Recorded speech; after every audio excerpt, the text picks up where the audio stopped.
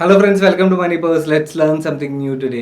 Last week Nilesh సార్ది video release చేసిన తర్వాత నుంచి మన వ్యూవర్స్లో చాలా మంది కింద కామెంట్ బాక్స్లో అడుగుతున్నారు, కాంట్రాక్ట్ మ్యానుఫ్యాక్చరింగ్ కంపెనీస్ అంటే ఏంటి, ఇవి ఏ సెక్టర్లో ఉంటాయని చెప్పి అడుగుతున్నారు. ఈ కాంట్రాక్ట్ మ్యానుఫ్యాక్చరింగ్ కంపెనీస్ గురించి మాట్లాడుకుందాం ఈరోజు మన వీకెండ్ మనీ షోలో. అలాగే ఈ వీక్లో జరిగిన మరికొన్ని అప్డేట్స్ చూసి మార్కెట్ ట్రెండ్స్ ఈ వీకెండ్ మనీ షోలో ఎండ్ చేద్దాం. Let's start our weekend money show.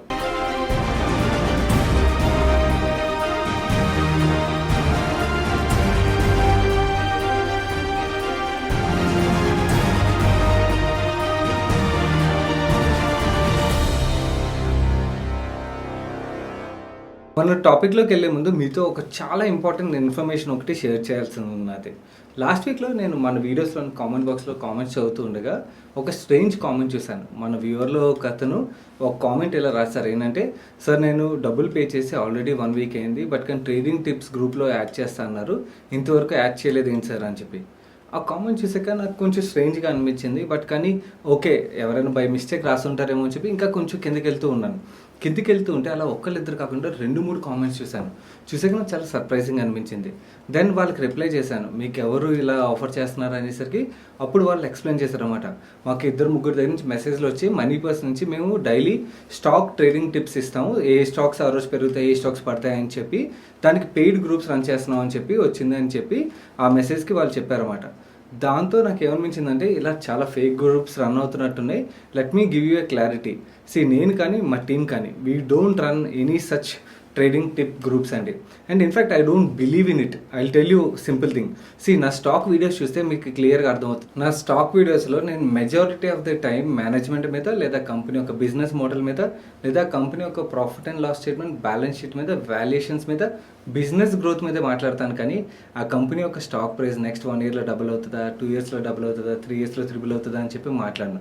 మీరు పాత వీడియోస్ చూడండి, మీకు క్లియర్గా అర్థమవుతుంది. నేను ఎక్కడ ప్రైస్ మూమెంటం గురించి మాట్లాడను. ఎందుకంటే నేను ఐ క్లియర్లీ బిలీవ్ మనం ఓన్లీ క్వాలిటీ బిజినెసెస్లోనే ఇన్వెస్ట్ చేయగలం. ప్రైస్ ఏదైతే ఉంటుందో, బిజినెస్ గ్రో అయితే ప్రైస్ కూడా గ్రో అవ్వాల్సిందే. కాకపోతే ఎంత గ్రో అవుతుంది అన్నది మార్కెట్ డిటర్మైన్ చేస్తుంది, కానీ మనం డిటర్మైన్ చేయలేం. అండ్ ఇన్ఫ్యాక్ట్ ఈ డైలీ ట్రేడింగ్ టిప్స్ విషయంకి వచ్చినట్టయితే I strongly don't believe it అండి. ఎందుకంటే ట్రేడింగ్ టిప్స్ విషయంకి వచ్చినట్టయితే రేపు ఉదయం ఖచ్చితంగా ఈ స్టాక్ పెరుగుతుంది, లేదా ఖచ్చితంగా ఈ స్టాక్ పడుతుంది అని 2 వ్యక్తులు మాత్రం చెప్పగలరు. ఒకళ్ళు దేవుడు అయితే, ఇంకొకరు అబద్ధం ఆడే వ్యక్తి. మిగిలిన ఎవరు ఖచ్చితంగా ఈ స్టాక్ ఇలా పెరుగుతుంది, ఇలా పడుతుంది అని అయితే రేపు ఉదయం లేదా మినిట్ బై మినిట్ చెప్పలేరండి. I don't believe in it. నేను అలా బిలీవ్ చేయాలనుకుంటే మీకు ఎలా ఇస్తాను? నేను అలా ఇవ్వలేను కదా. ఫ్యూచర్లో మీకు ఎవరి దగ్గర నుంచి అయినా ఇలాంటి ట్రేడింగ్ టిప్స్ ఆఫర్ చేస్తామని చెప్పి వచ్చినట్టయితే మెసేజెస్, అది డెఫినెట్గా సాయి కృష్ణపత్రి నుంచి లేదా మనీ బస్ టీం నుంచి అయితే కాదు, అది వేరే ఫేక్ పర్సన్ దగ్గర నుంచి వచ్చి ఉంటుంది. నేను కానీ మా టీం కానీ once again emphasising, wealth creation అన్నది ఓవర్ ఏ లాంగ్ పీరియడ్ జరుగుతుందని we బిలీవ్ చేస్తాం. కానీ ఇలా minute by minute trading tips ద్వారా అయితే వెల్త్ క్రియేషన్ జరగదండి. నేను మీతో 2-3 ద్వారా మేజర్గా రెగ్యులర్ కమ్యూనికేట్ చేస్తుంటాను. ఒకటి యూట్యూబ్ ప్లాట్ఫామ్ అయితే, రెండోది మన టెలిగ్రామ్ ప్లాట్ఫామ్ విషయంకి వచ్చినట్టయితే కరెంట్లీ మన టెలిగ్రామ్ ఛానల్కి 31,000 పైన సబ్స్క్రైబర్స్ ఉన్నారు. మీరు ఒకవేళ ఈ వీడియోని ఒక 1 మంత్ తర్వాత, 2 మంత్స్ తర్వాత చూస్తున్నట్టయితే ఈ నెంబర్ పెరుగుతుంది. ఎందుకంటే బికాస్ లాస్ట్ 1 మంత్ నుంచి మన టెలిగ్రామ్ సబ్స్క్రైబర్ గ్రోత్ చాలా ర్యాపిడ్గా ఉన్నది కాబట్టి ఆ నెంబర్ బాగా పెరగచ్చు. మీకు ఈ 31,000 కన్నా బిలోలో ఏమైనా కనబడుతున్నాయి అనుకోండి, అది డెఫినెట్గా మనీ పర్సన్ నుంచి అయితే అయ్యి ఉండదు. అలాగే మిగిలిన మన social media platforms like Instagram, Twitter, ఫేస్బుక్లోని ఇక్కడ మీకు సబ్స్క్రైబర్స్ కనబడుతున్నాయి కదా. ఈ నెంబర్ ఆఫ్ సబ్స్క్రైబర్స్ కన్నా మీకు తక్కువ సబ్స్క్రైబర్స్ ఏమైనా పేజెస్ కనబడుతున్నట్టయితే అది డెఫినెట్గా మనీ పర్సన్ నుంచి అయితే కాదండి.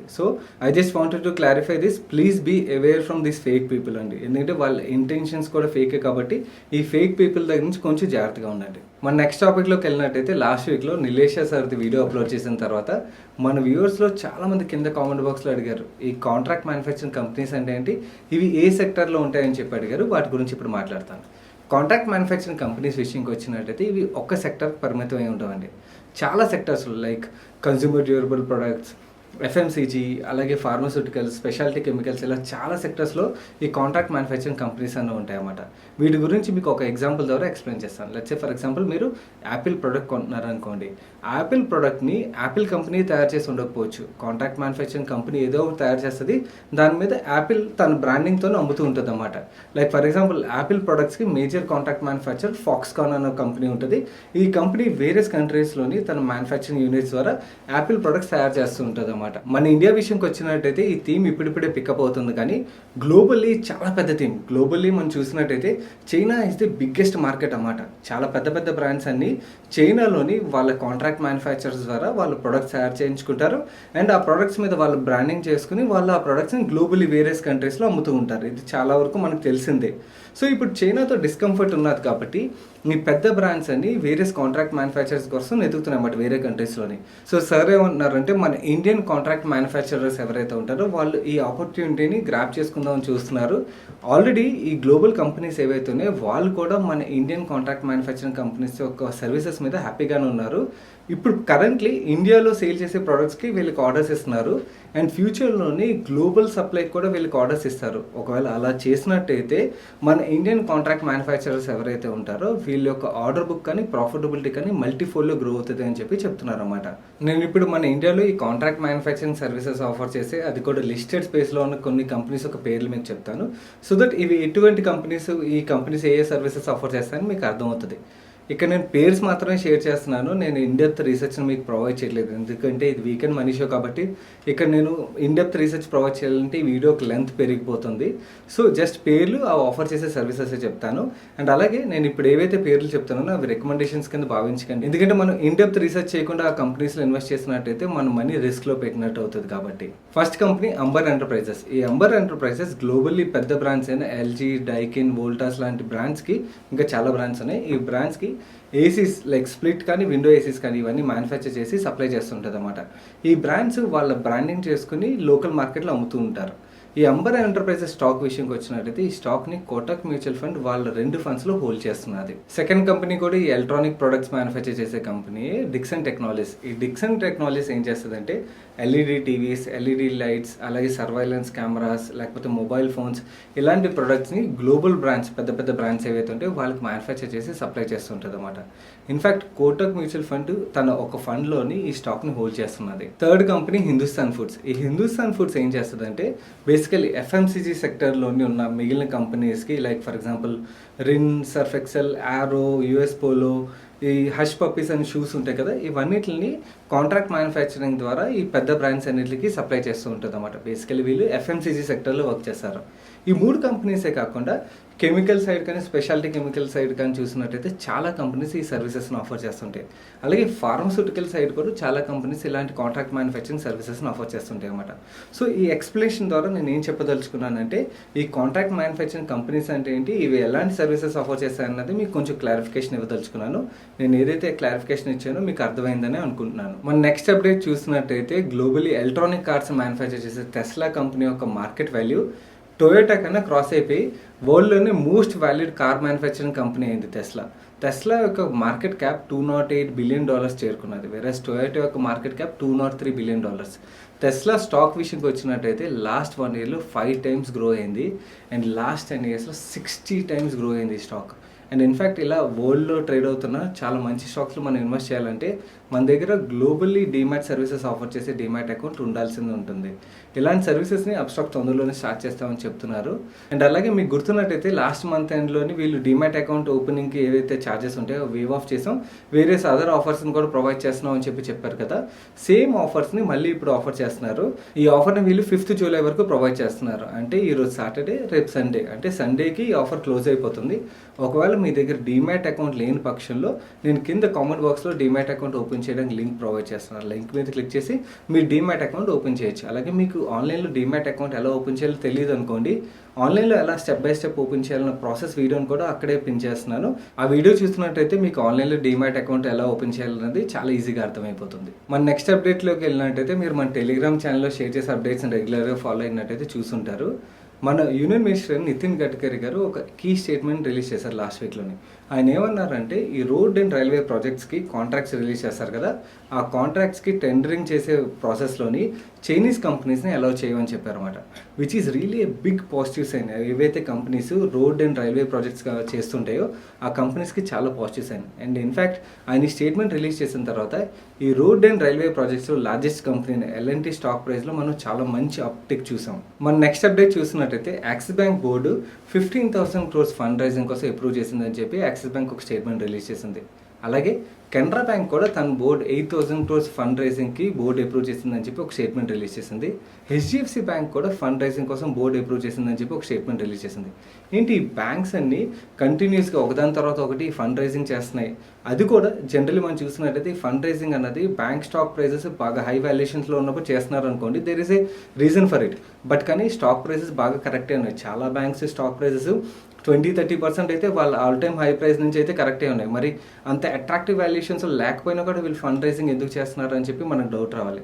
మనం కొంచెం డీటెయిల్స్లోకి వెళ్ళినట్టయితే బేసికల్లీ ఆర్బీఐ ఏదైతే మానిటోరియం ఆఫర్ చేసిందో ఈ మానిటోరియం 6 months పీరియడ్ ఏదైతే ఉంటుందో అది ఎండ్ అయిన తర్వాత ఈ ఎన్పిఎస్ ఎంతవరకు పెరుగుతాయన్నది నాకు తెలిసి క్లియర్గా వీళ్ళు ఏవైతే యాక్షన్స్ తీసుకున్నారో దాన్ని బట్టి అర్థమవుతుంది. ఎవరికి క్లారిటీ లేదు.